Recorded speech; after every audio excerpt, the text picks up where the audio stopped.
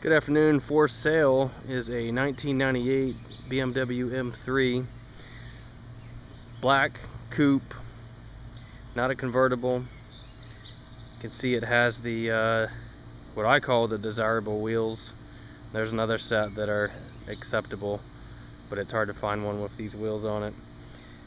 Moving to the front of the car, it's a great paint job overall, especially for 1998.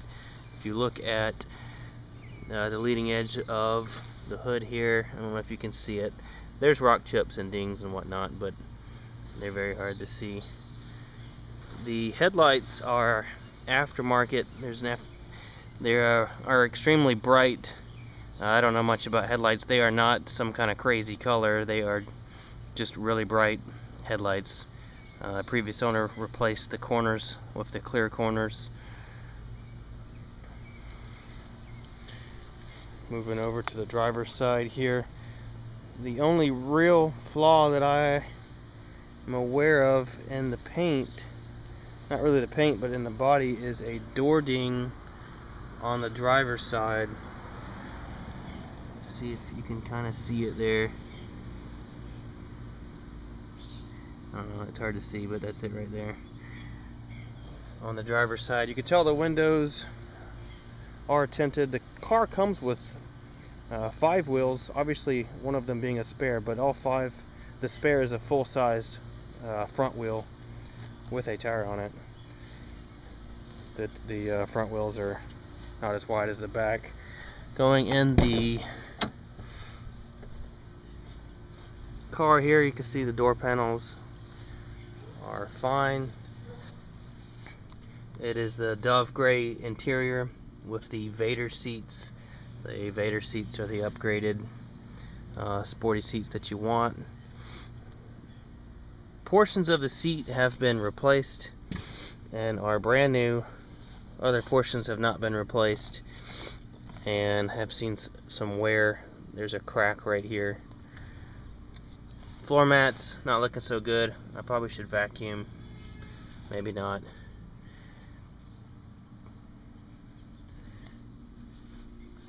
Back seats look almost untouched. I haven't used them myself. Again, I've had the car for about 2 years. I've only driven it about 15,000 miles myself. Alright, getting in the car, we'll crank it here, and I like to pay attention to all the indications. You can see that all indications do come on, to include the check engine light. As it does their little bits, they go away. You got the 1998 oil indicator level that's reset with a reset tool that's included. I'll go ahead and crank the engine now. Okay, you can see that the check engine light does function and is not illuminated. Parking brake is on, now it's off. The car has the California, I don't know, I'm making something up now, but it's a secondary air pump that if you haven't cranked it in a day, you can read about the older BMWs, the E36s, the secondary air pump makes noise for about 90 seconds. This one does not do that. I mean, you can hear it, but it's not a whine or anything of the sort. Just going under the hood with it running.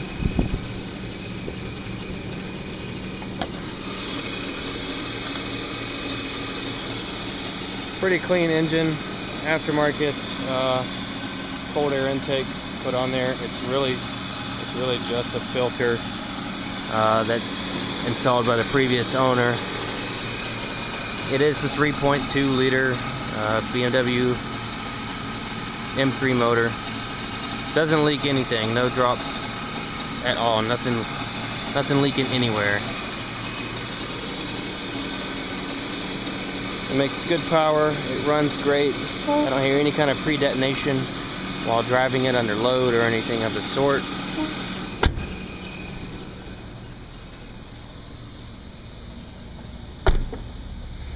Let's continue around the back here.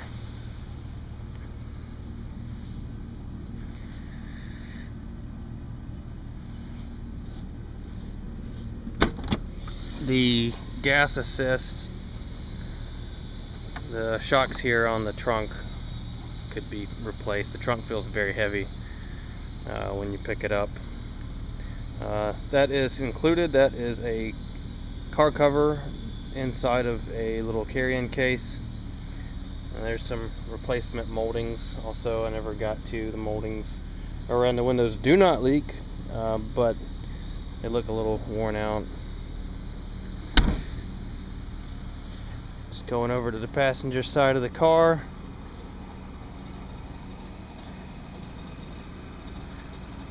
Really good paint job and body, especially for this age of a car. It looks fantastic.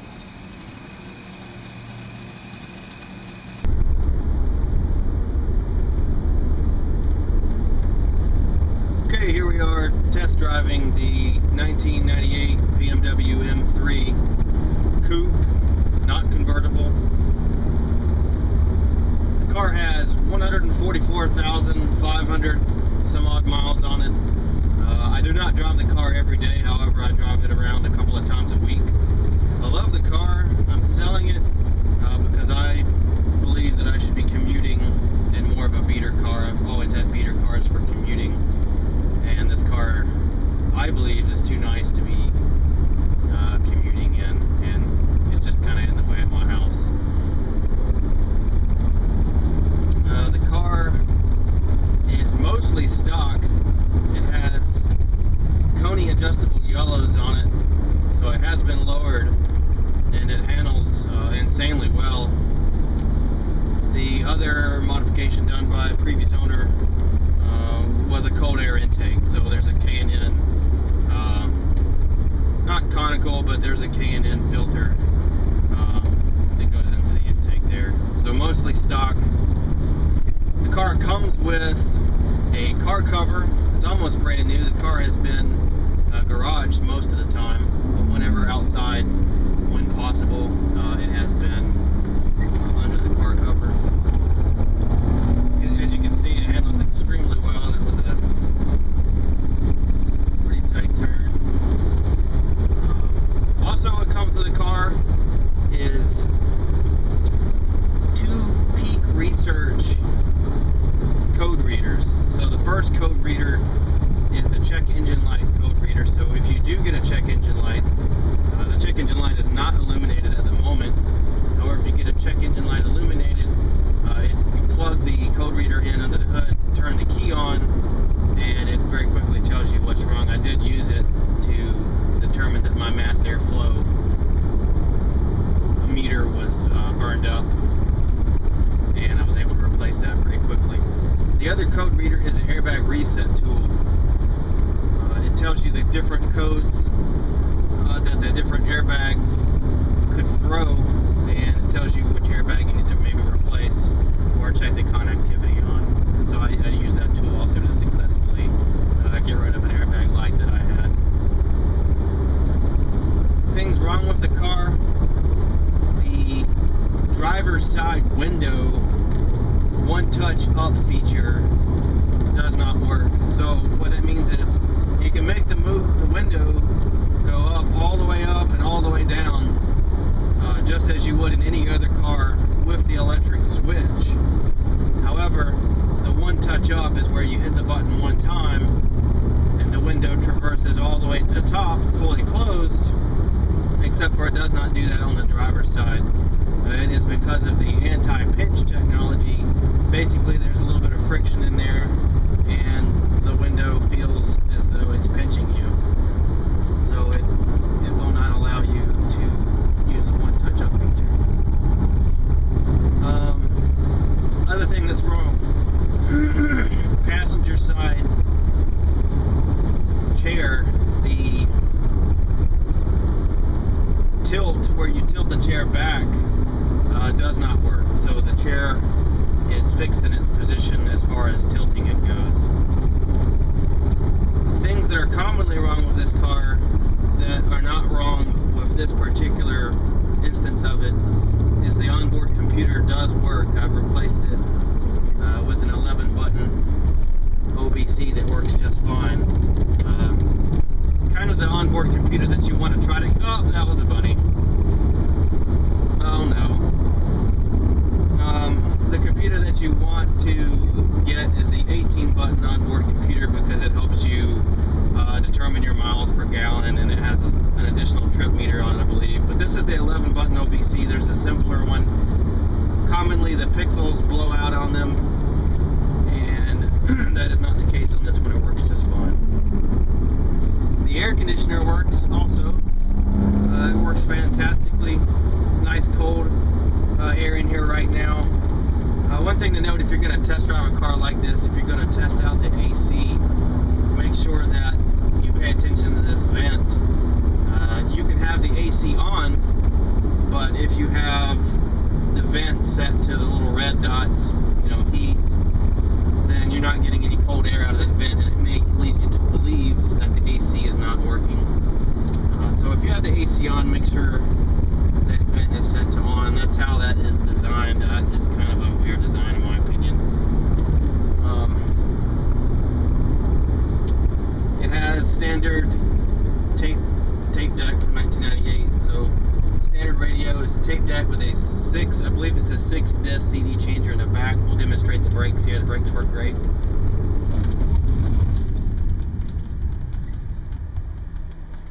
So it was a pretty aggressive stop. They work just fine. A little aggressive takeoff here.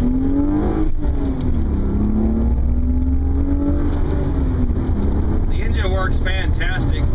It does not pre-detonate, never misses. It cranks up when you turn the key. I've never had a problem cranking the car.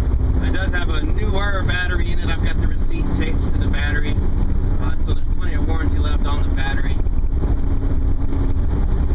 It's a 5-speed. Maintenance wise, if I were going to keep the car longer, what I would plan on doing would be next minor thing. I wanted to flush out the clutch fluid.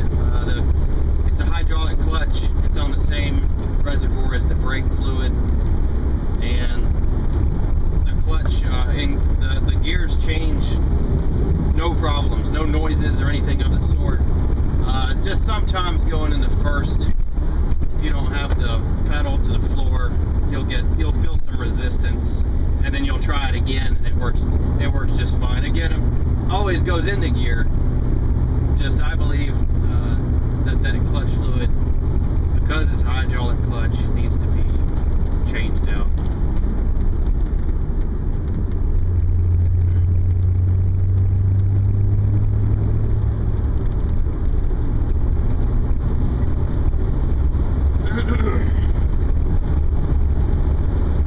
Look out for more bunnies.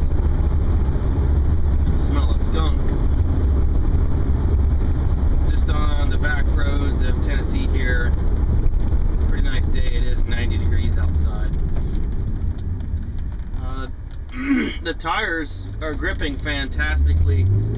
However, I would say the life left in the tires, I haven't measured them. Maybe another year, maybe another season, maybe the remaining of this season, depending on how you drive and how often. They are good tires, they're just a little worn out.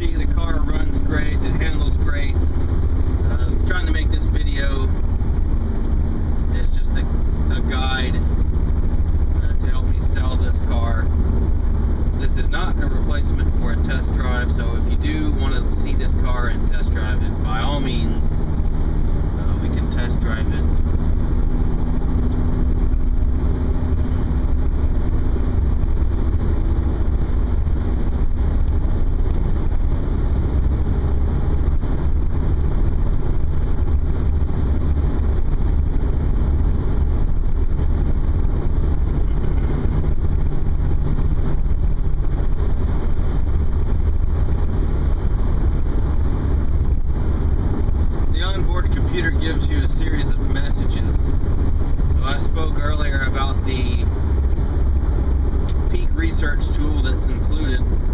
The onboard computer is actually the first step in troubleshooting if an issue should arise. It actually tells you lots of messages. One of the messages that is on there is incorrect. The previous owner installed